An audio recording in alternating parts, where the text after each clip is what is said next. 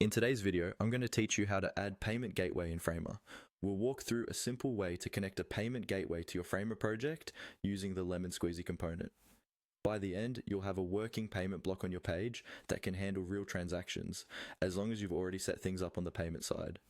First, open your Framer project and go to the page where you want to accept payments. This could be a pricing page, a checkout page, or even a simple landing page with a single buy button. Make sure you're in the canvas view where you can see your layout and existing components. Next, look towards the top of the Framer interface for the Insert option. Click on Insert to open the component panel. This is where Framer keeps all the building blocks you can add to your page, including basic elements, layout helpers, and integrations like the one we'll be using. Once the Insert panel is open, find the section labeled Utility. If you don't see it right away, you may need to scroll a little or expand categories, depending on how your panel is arranged.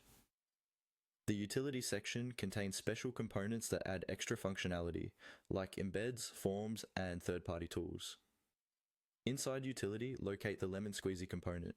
This is a pre-built integration designed specifically to hook into the Lemon Squeezy payment platform.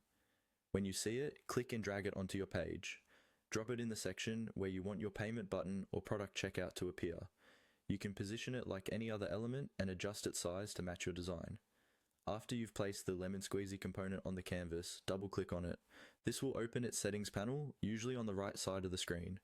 Here's where you connect it to your actual product or checkout on Lemon Squeezy. You'll typically see fields for things like your product ID or checkout URL, along with options for button text, colors, and other display settings.